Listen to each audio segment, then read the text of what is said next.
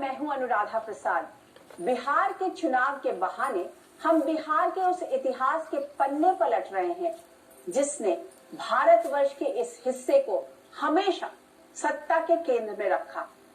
पिछले एपिसोड में आपने देखा कि कैसे वैदिक काल से ही बिहार ज्ञान, विज्ञान और राजनीति का केंद्र बना।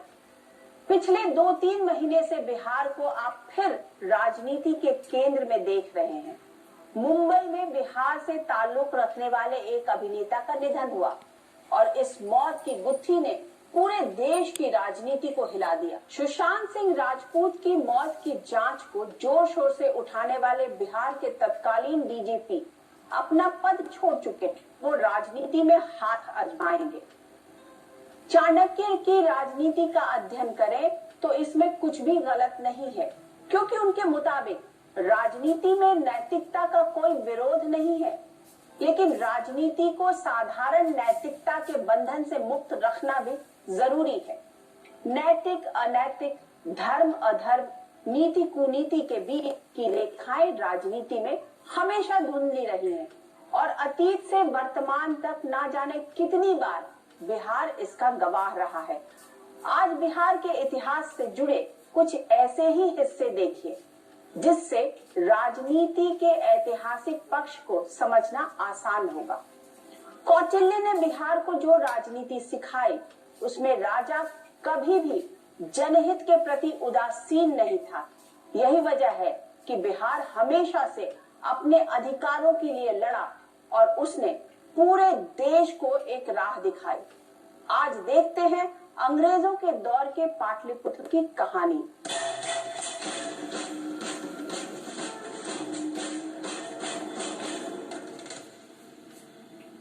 मुगलों के शासन में पाटलिपुत्र उत्तर भारत का सबसे बड़ा शहर और व्यापारिक गतिविधियों का केंद्र था। अंग्रेजों की भी नजर इस शहर पर बहुत पहले से थी। पटना पर कब्जे का मतलब था उत्तर भारत में सत्ता के कंट्रोल रूम पर कब्जा। 1757 में पलासी की लड़ाई में नवाब सिराजुद्दौला की मौत के साथ ही बिहार, बंगाल और उड़ीसा के नवाबी साम्राज्य खत्म हो गए। इस इलाके पर अंग्रेजों का दखल बढ़ने लगा। कारोबारी मिजाज वाले पटना सिटी में गुंडागर्दी बढ़ने लगी।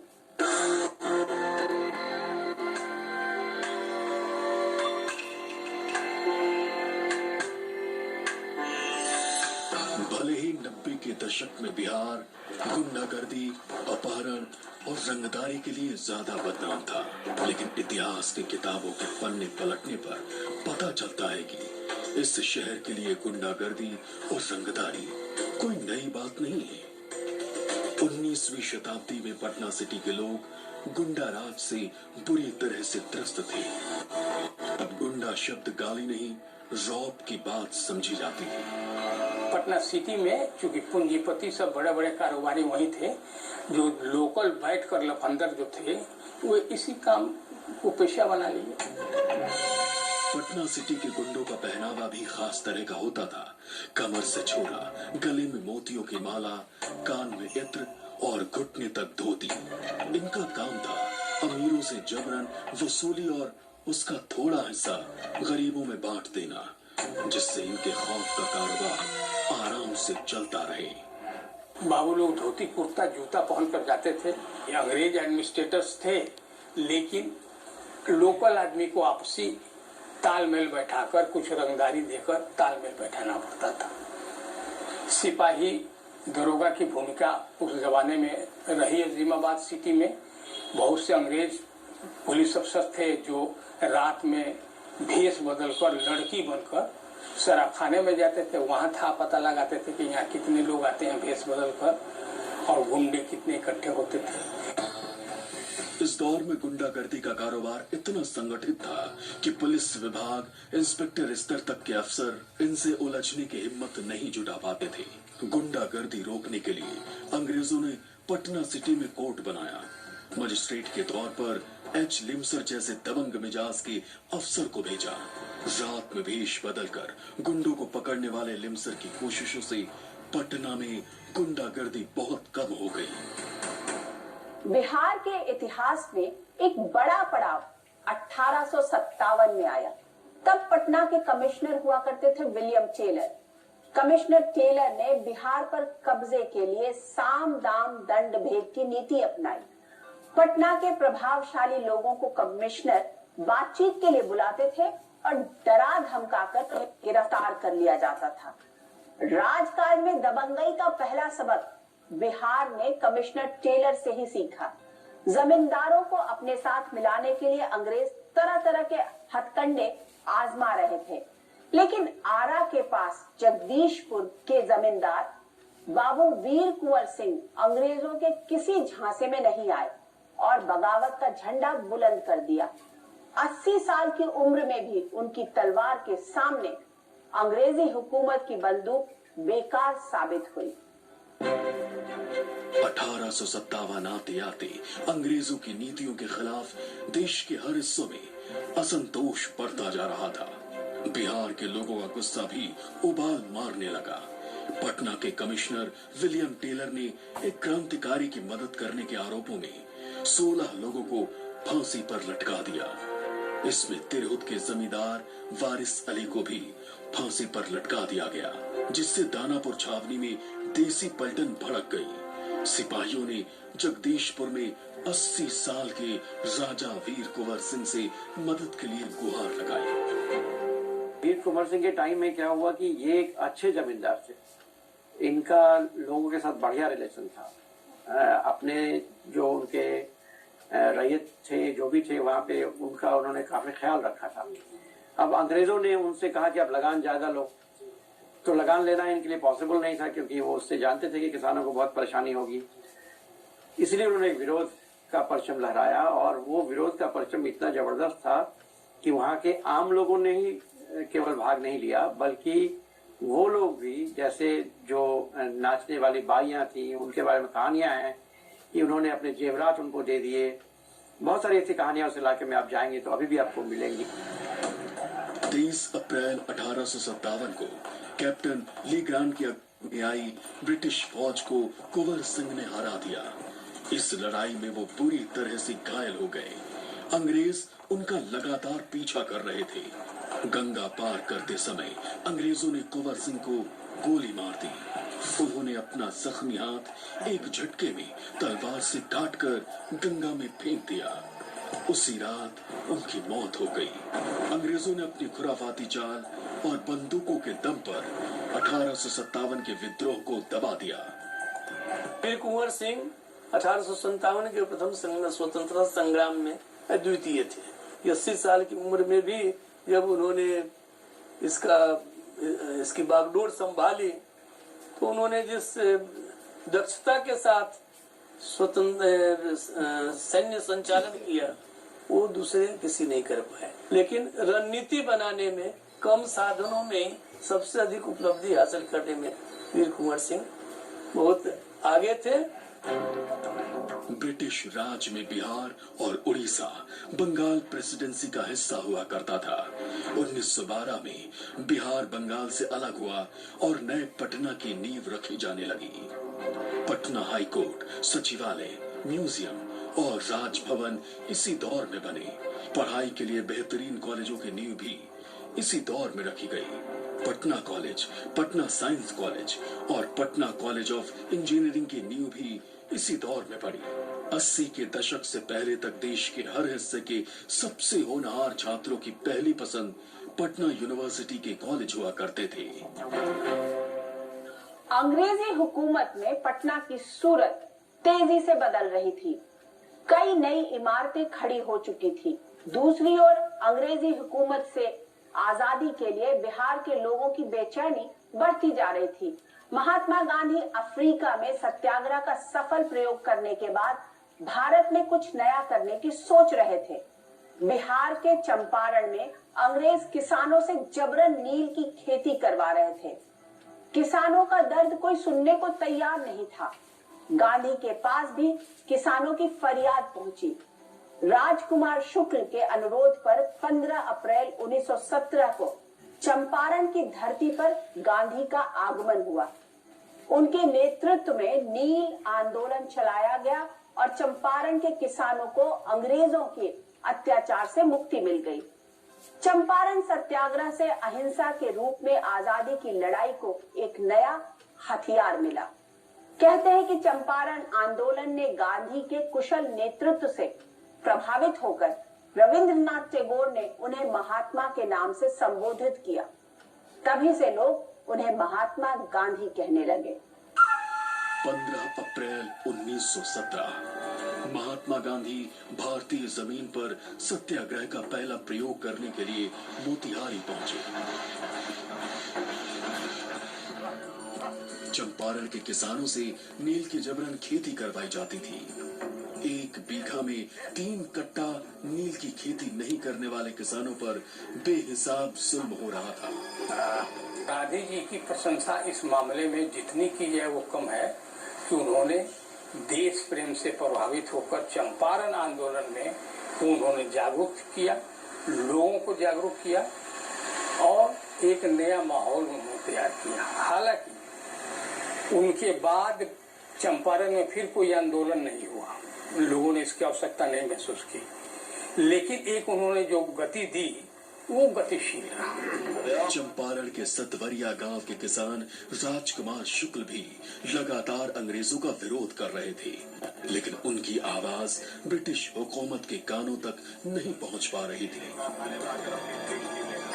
राजकुमार शुक्ल ने किसानों का दर्द कांग्रेस के कई बड़े नेताओं के सामने रखा। इसी दौर में वो महात्मा गांधी से भी मिले। बहुत समझाने पर महात्मा गांधी चंपारण चलने के लिए तैयार हो गए। चंपारण में जाकर गांधी ने अपना पहला प्रयोग किया ऐसा, जिसमें किसानों को आंदोलित किया। वो प्रयोग बहुत ही महत्वपूर्ण है। वो आज भी बहुत महत्वपूर्ण इसलिए है कि किसी ऐसी परिस्थिति में आप लोगों को मोबिलाइज कैसे करेंगे, ये एक प्रयोग है। जैसे उन्होंने वहां पर जाकर लोगों का टेस्टिमोनियल्स किया, लोगों से कहानियां सुनी, उन कहानियों को उन्होंने नोट किया। सारे हजारों लोगों की कहानियों को सुना गया, उसको नोट किया गया, उसको एक दस्तावेज के रूप में प्रस्तुत किया है कि देखिए लोगों की हालत क्या है, कितनी खराब है। फिर वहां उन्होंने स्कूल बनाया। 17 अप्रैल 1917 यही वो तारीख थी जब महात्मा गांधी राजकुमार शुक्ल के साथ चंपारण में एडवोकेट गोरख प्रसाद के घर पहुंचे। ब्रिटिश हुकूमत के सिपाहियों की गांधी जी पर कड़ी नजर थी।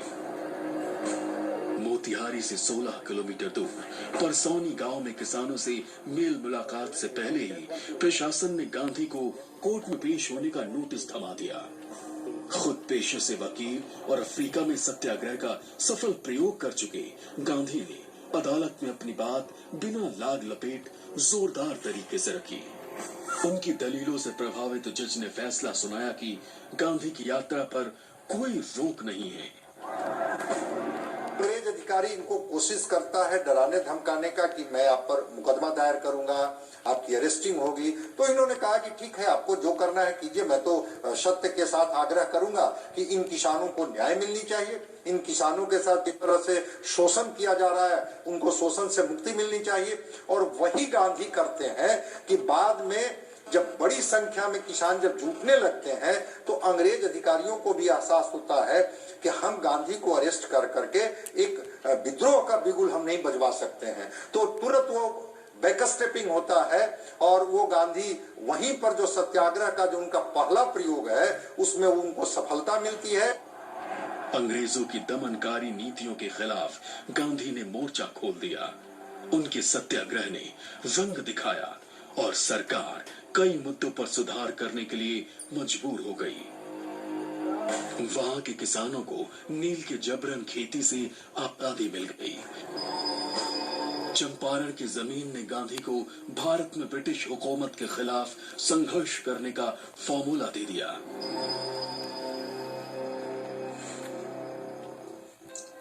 एक और महात्मा गांधी आजादी की लड़ाई को नई धार देने में लगे थे, तो दूसरी ओर बिहार की राजनीति में जातिवाद पैर पसारने लगा था।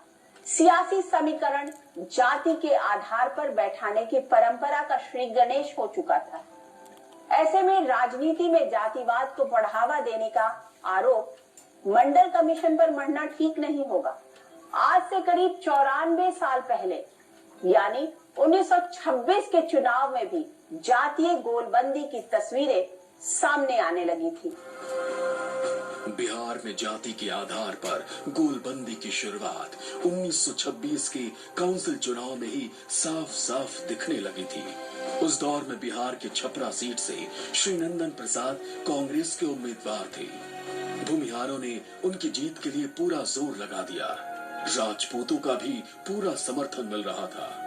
मुजफ्फरपुर में भी इसी तरह की तस्वीर दिखी। जातियों के दबदबे के आधार पर उम्मीदवारों को मैदान में उतार दिया गया। ऐसे में कांग्रेस नेता और वकील राजेंद्र प्रसाद ने लिखा, हमारी मुश्किल बढ़ गई है। ऐसे कई उम्मीदवार हैं जो चुनाव में अपनी जाति विशेष के जरिए ही अपनी पैरोकारी कर रहे हैं। ये भी देखा जा रहा है कि जो जाति ज्यादा आगे बढ़कर इस भाव को जगा रही है, उसके खिलाफ सारी जातियां खड़ी हो जा रही हैं।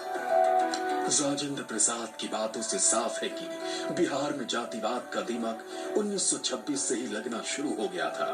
राजनीतिक रूप में सिर्फ अगड़ी जातियों के ही नहीं, पिछड़ी जातियों के भी संगठन सक्रिय थे। उनमें से एक त्रिवेणी संघ भी था। ये सब पूरे बिहार को प्रभावित नहीं किया। त्रिवेदी संगम इसमें कुर्मी लोग डोमिनेट कर रहा था। एक झोंक ये यूनाइट होने का प्रयास लोग किए, लेकिन जो ऊंचे जाति के लोग थे, इन लोगों का दबदबा बना रहा त्रिवेणी संघ के बावजूद। और राजनीति में गांव डायरेक्ट इन्वॉल्व नहीं रहे, ग्रामीण डायरेक्ट इन्वॉल्व नहीं रहे। वे लोग अपने रोजी रोटी में लगे रहे, लेकिन शहर में कुछ धाराएं बही जिसके कारण एक नई जागरूकता की बात हम पाते हैं। 1936 में त्रिवेणी संघ के नेताओं ने तो डॉक्टर राजेंद्र प्रसाद को पिछड़ी जातियों के उम्मीदवारों की एक लिस्ट भी सौंपी, लेकिन तब कांग्रेस ने उस पर ध्यान नहीं दिया। पिछड़ों के लिए आरक्षण की मांग भी सबसे पहले सविनय अवज्ञा आंदोलन शुरू किया, तो इससे जुड़े लोगों की धरपकड़ का काम भी ब्रिटिश सरकार ने तेज कर दिया। ऐसे में लग रहा था कि बड़े पैमाने पर नेताओं की गिरफ्तारी से आंदोलन खत्म हो जाएगा। तब जयप्रकाश नारायण ने आंदोलन को जिंदा रखने का नया तरीका सिखाया। अमेरिका में पढ़ाई पूरी करने के बाद 1929 में जब जयप्रकाश नारायण भारत लौटे, तो यहाँ के लोग आजादी की फिजा में सांस लेने के लिए संघर्ष कर रहे थे। हर जुबान पर महात्मा गांधी का नाम था। खुद जयप्रकाश नारायण की पत्नी प्रभावती देवी भी गांधी जी से बहुत प्रभावित थी और गांधी जी की पत्नी के साथ रहते हुए आजादी की लड़ाई में पूरी शिद्दत से जुटी हुई थी। तब जयप्रकाश नारायण पर मार्क्सवादी विचारधारा का बहुत असर था। जयप्रकाश नारायण समझे कि मानसिक रूप से वो थोड़ा लेफ्टिस्ट थे और वे क्रांतिकारी स्वभाव के थे। नेहरू और ये लोग शांति प्रिय, गांधी शांति प्रिय, ये लोग बम बारूद में नहीं रहते थे, इसलिए थोड़ा तालमेल बैठने में दिक्कत हुई। लेकिन जयप्रकाश नारायण भी गतिशील रहे, लेकिन जो लोकप्रियता मिलनी चाहिए जयप्रकाश नारायण को, वो बहुत बाद में जाकर 70 के आसपास में मिल रही है। उस समय नहीं मिली। उस समय नेहरू गांधी ही मुख्य धारा में रहे। गांधी जी के संपर्क में आते ही जयप्रकाश कांग्रेस से जुड़ गए।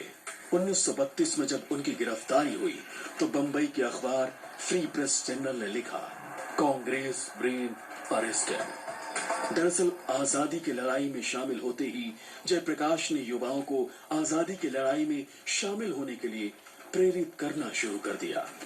एक आजादी के पहले का जयप्रकाश, एक आजादी के बाद के जयप्रकाश। आजादी के पहले के जो जयप्रकाश हैं वो नेहरू और गांधी के साथ कदम ताल मिलाकर के चल रहे हैं। वो जिस तरह से गांधी आंदोलनरत हैं वो ये भी हैं, और ये भी जो हैं वो अरेस्ट होते हैं और किस तरह से हजारीबाग जेल से निकलते हैं और फिर वो भूमिगत हो जाते हैं और वो फिर उस तरह से वो आंदोलन करते रहते हैं। ब्रिटिश हुकूमत के दमनकारी तौर तरीकों के बीच आंदोलन को जारी रखने के लिए जयप्रकाश ने भूमिगत आंदोलन का नया प्रयोग शुरू कर दिया। करीब 15,000 आंदोलनकारियों को जेल भेज दिया गया। नेहरू समेत सभी बड़े नेताओं को गिरफ्तार कर लिया गया। ऐसे में कांग्रेस की कमान संभाली जयप्रकाश नारायण ने। जल्द ही वो अंग्रेजों की आंखों में खटकने लगे। जयप्रकाश जी को धीरे धीरे बात समझ में आई कि भारत में समाजवाद का एक नया स्वरूप लाना होगा, और फिर वो समाजवाद का जो नया स्वरूप था वो नेहरू और गांधी के बीच का कोई स्वरूप होना पड़ेगा। तो बहुत महत्वपूर्ण बात ये थी कि वो इन दोनों के बीच एक लिंक का भी काम करते थे, क्योंकि कांग्रेस का जो समाजवादी धड़ा था जिसको वो आगे बढ़ाना चाह रहे थे, उस धड़े में दोनों बातें थी, गांधी के साथ समन्वय के साथ काम करना और दूसरी तरफ थोड़ा एग्रेसिव होना। गांधी जी की विचारधारा के उलट जयप्रकाश नारायण आजादी की लड़ाई में हथियारों के इस्तेमाल को भी जायज मानते थे।